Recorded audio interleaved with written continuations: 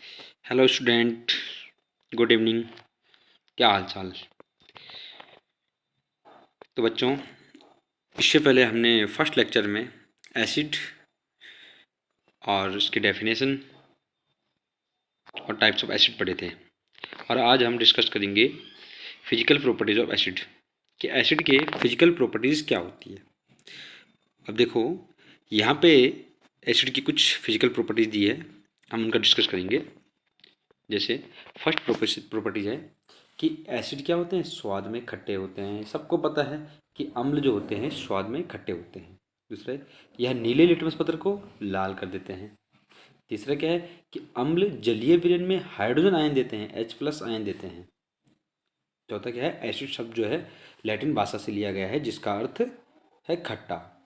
अब देखो, जो हमने एक यहाँ पे फिजिकल ये प्रॉपर्टीज पढ़ी कि ये जलीय विलयन में H+ आयन देते हैं, तो इससे एक होता है, इसका एक कैरेक्टर और डिसाइड होता है कि अम्ल क्या है, विद्युत का सुचालक होता है।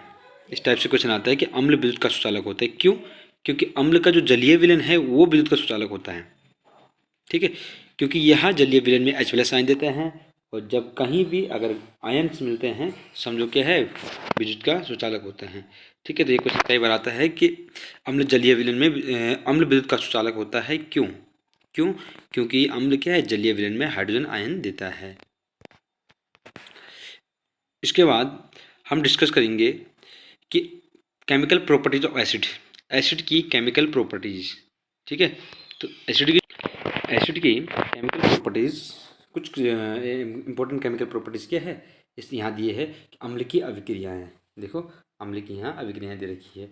अम्ल की कौन पहली अभिक्रिया क्या है, अम्ल धातु के साथ लवण और हाइड्रोजन गैस देते हैं। बहुत इंपॉर्टेंट रिएक्शन है, कई बार एक नंबर में भी आता है कि अम्ल क्या है, धातु के सिरा करके क्या देता है, क्या देता है, हाइड्रोजन गैस देता है, हाइड्रोजन गैस निष्कासित करता है।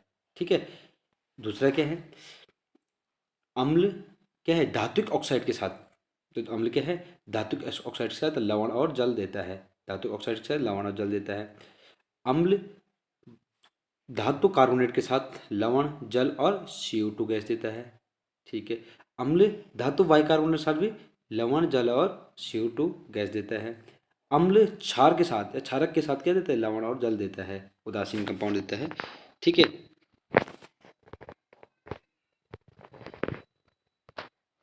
अब इसे फर्स्ट हम देखेंगे कि अम्ल की धातु के सिर के साथ क्रिया क्या होती है, कैसे होती है। देखो, अम्ल की यहाँ पे धातु के साथ क्रिया दे रखी है कि अम्ल किसी भी धातु के साथ क्रिया करता है। कभी भी एक अम्ल धातु के साथ क्रिया करता है तो क्या हाइड्रोजन गैस देता है। एक चीज़ अगर एक नंबर का क्वेश्चन आएगा कि अम्ल अगर धातु के साथ क्रिया करता है तो क्या देता है, क्या देता है, हाइड्रोजन गैस, H2 गैस देता है, रिमूव करता है। अब देखो, जैसे हमारे पास एग्जाम्पल है, जिंक जो धातु है और ये HCl से क्रिया करता है, HCl। ठीक है, तो क्या करता है,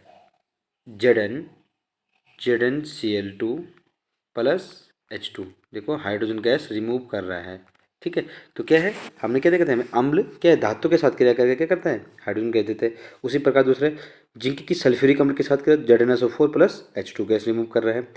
आयरन की, आयरन भी एक धातु है, सल्फ्यूरिक अम्ल के साथ FeSO4 plus hydrogen gas remove कर रहा है। ठीक है, इसी प्रकार से अगर आयरन की क्रिया हाइड्रोक्लोरिक एसिड के साथ, अम्ल के साथ कराते हैं तो देखो क्या होता है। देखो, आयरन की क्रिया हाइड्रोक्लोरिक एसिड HCl से करेंगे। ठीक है, तो क्या करता है, FeCl2 plus hydrogen gas remove करता है। ठीक है, ये बहुत इंपॉर्टेंट क्वेश्चन है। देखो, इससे एक रीजन वाला क्वेश्चन भी हमारे पास मिलता है कि दही एवं अन्य खट्टे पदार्थ हम क्या है, पीतल तथा तांबे के बर्तन में क्यों नहीं रखते हैं। देखो, दही एवं अन्य खट्टे पदार्थ क्या है, पीतल और तांबे के बर्तन में क्यों नहीं रखते। देखो, क्योंकि देखो, दही और अन्य जो खट्टे पदार्थ उनमें क्या होता है, एसिड, क्या होता है, एसिड।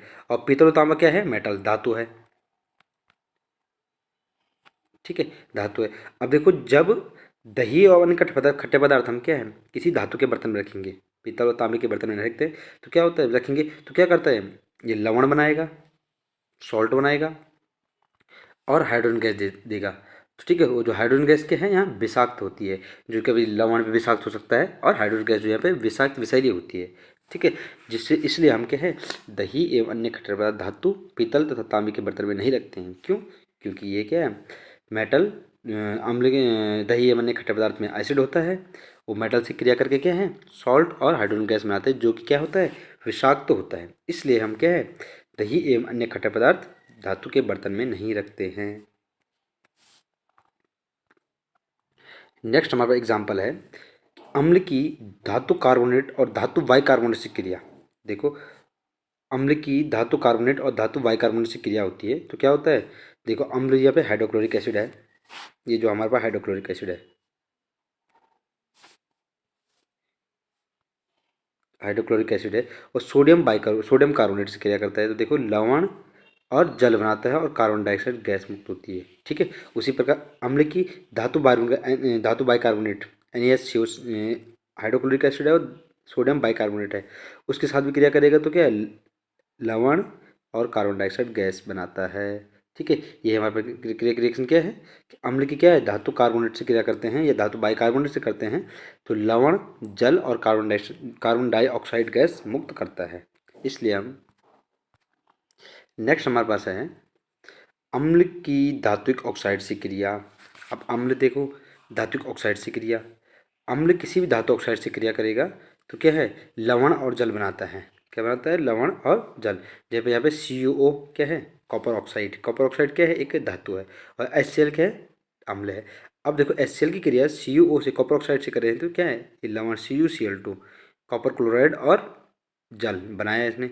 अब देखो बेटा धातु ऑक्साइड क्या है धातु ऑक्साइड की प्रवृत्ति क्या क्षारीय होती है क्योंकि यह अम्ल की साथ क्रिया करके लवण बनाता है। देखो कैसे पता लगता है अम्ल एसिड जो होता है किसी भी एक्स से क्रिया करेगा अगर वो क्या है लवण बनाता है समझो ये एक्स क्या है हमारे पास क्षारीय प्रवृत्ति का होता है। उसी प्रकार यहाँ क्या हुआ देखो हाइड्रो अम्ल था, अम्ल ने एक्स के साथ CuO के साथ क्रिया की और लवण बनाया। इससे हमारा प्रूफ क्या हुआ कि जो कॉपर ऑक्साइड था वो क्षारीय प्रवृत्ति का होता है। कोई भी धातु ऑक्साइड क्षारीय प्रवृत्ति के होते हैं, और अगर अधातु ऑक्साइड की बात आती है तो क्या है अम्लीय प्रवृत्ति के होते हैं। जो नेक्स्ट केमिकल रिएक्शन है हमारे पास देखो ये हमने पहले भी पढ़ी है कि अम्ल की क्षार के साथ अभिक्रिया। देखो कभी भी किसी एसिड की अगर बेस के साथ क्रिया होगी तो तुम्हें पता है सॉल्ट बनेगा। एसिड अम्ल की क्षार के साथ अभिक्रिया देखो जैसे हमने इससे पहले देखिए हमने इस पहले जो रिएक्शन पढ़ी थी उदासीनीकरण अभिक्रिया। ठीक है, जिसमें एक अम्ल क्या है एसिड HCl कोई भी एसिड है प्लस सॉल्ट क्या है NaOH।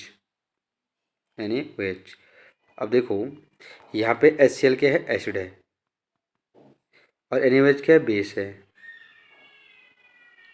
ठीक है, की क्रिया करेंगे तो देखो Na और Cl क्या बन जाएगा NaCl, H और OH की क्या बनाएगा H2O।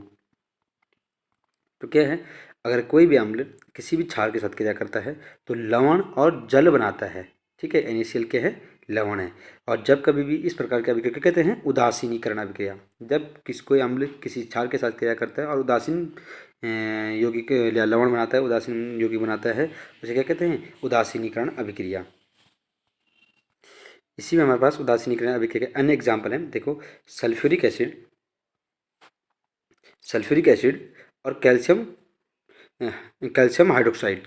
तो क्या है सल्फ्यूरिक एसिड क्या है एसिड है और कैल्शियम हाइड्रोक्साइड क्या है बेस है। कि क्रिया करते हैं तो कैल्शियम सल्फेट और वाटर बनता है, कैल्शियम सल्फेट लवण है। देखो उदासीनीकरण कभी उसी प्रकार से सल्फ्यूरिक अम्ल और CO चूना कैल्शियम ऑक्साइड ये भी एक क्षार होता है, क्रिया करते हैं तो कैल्शियम सल्फेट बनाता है।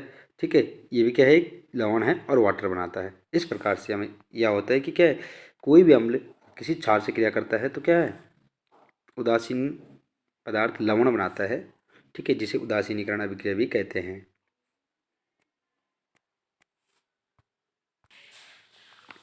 तो बच्चों आज का जो लेक्चर हमारा यहीं पे समाप्त होता है। इसके बाद हम नेक्स्ट लेक्चर में पढ़ेंगे कि बेस बेस क्या है।